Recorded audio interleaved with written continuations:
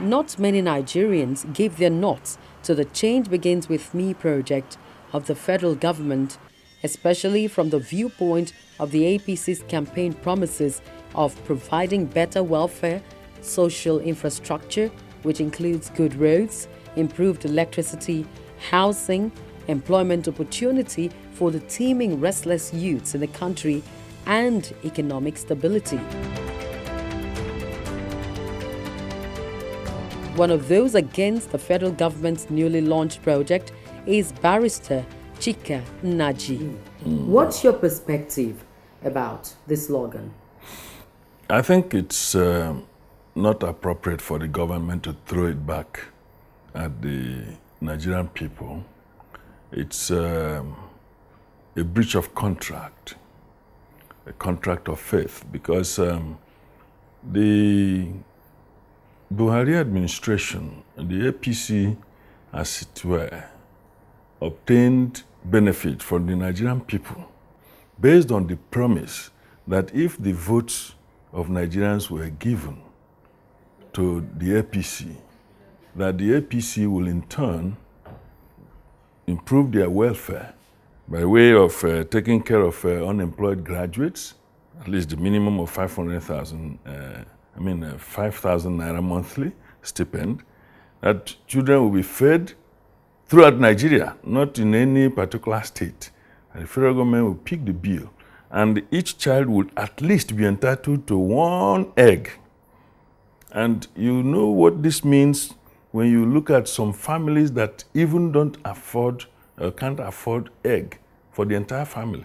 So school enrollment was supposed to explode, because a number of pupils or children will want to go to school, at least to have a meal per day, a good meal per day, and quite a lot of other things the party promised. So this one is like obtaining by fraud, which is in fact against the fight they are fighting now. That if the government is saying that it is fighting corruption, fraud is part of corruption. So why would the government unleash the same thing on the people? So change starts with me is not appropriate, okay? And you see, the Nigerian people feel shortchanged, because the government cannot now, even when it has not delivered on any of them, any of the promises, begin to say it is you look at yourself to see the change. If you don't see the change in yourself, then you should not be looking for the change elsewhere. No. The change they promised was an external change induced by government and its programs, not the one that people will look at themselves. In fact, even if you want to look at it, Nigerians have already changed, because many people who used to eat 3 square meals can no longer afford even 1 square meal. So that is a change. And so when you are sloganeering, you should look at the direction. That change is a neutral word. When you deploy it, where are you taking people from point A to B?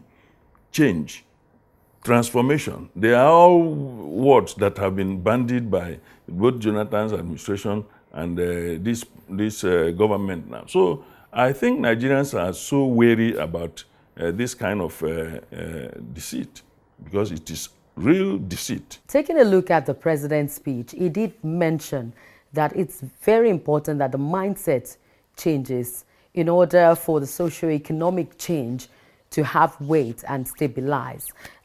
Do you want to agree with this president's speech about that? Behavior modification is a scientific process. If you are talking about slogan in order to modify the behavior of people, or attitudinal change, which is a narrow aspect of behavior, behavior modification is a very serious scientific process. You have to articulate a program of superordinate goal which everybody will key into, and then begin to modify their behavior. Then you consolidate it by reinforcement, not by talking on radio. Or that is propaganda, and propaganda does not work if there is no fertile ground for it. Even in war situations, with fear, it's where you tell somebody that if you don't believe this thing, you are dying. Everybody wants to live. They will key into that superordinate goal of trying to live. But it may not be the slogan that is making you succeed. It is just that you were able to find something that is valuable. The worst thing you can tell a Nigerian man is to be patriotic. While they see their elected officers or politicians, they live flamboyantly, in spite of the fact that they said the cost of governance is going to come down. Look at the presidential fleet. Look at the security votes. Look at how governors live large, legislators. You know, the cost of governance is very high, bloated. So when you talk about the structural costs, and then you add the issue of corruption, because yes, the government said it is fighting corruption, but this fight of corruption is not based in any scientific basis. It has no scientific basis. It's only haphazard. Like the Niger Delta issue, for example. Instead of calling the militants and so on to meeting and all that, why don't you put road, good road? Because if you are meeting with 10 that are already functioning now, you are breeding about another 40 who have seen that this militancy is profitable. And that was how the Jonathan administration came across to many people. The good Nigerians were left to die in hunger, while those people who reared their heads with guns and dangerous equipment were addressed and pacified. So this government that says it is about change must make the change to be in the right direction, and it must start with them. For example, the change is not working. So by the government under Buhari, he should change his cabinet. Now, if we take a recap of the history of Nigeria and government after government, would note that even when President Buhari was the military administrator, he also brought in a reorientation campaign tagged War Against Indiscipline. What exactly is responsible for the non-change of mindset? There are what we call instruments of social control. In modern times, these instruments have evolved to persuasion because you have more highly educated and enlightened people. Even those who didn't go to formal school, formal institutions, are very intelligent. Opportunity may not have availed them to go to universities and all that, but it does not detract from the fact that they are very enlightened and exposed. So when you even want to talk now, and most of the time our leaders are less exposed than the people they are leading. Once one man said, if you want me to behave like monkey, give me banana. You don't need to preach to monkey to behave. If you give it banana, it will begin to display. I don't know what I get. Well, if somebody does not want to change his situation and circumstance. Equality is equity. The fingers are not equal, but they are in harmony when they are eating because each one knows its position. That is the truth of the matter.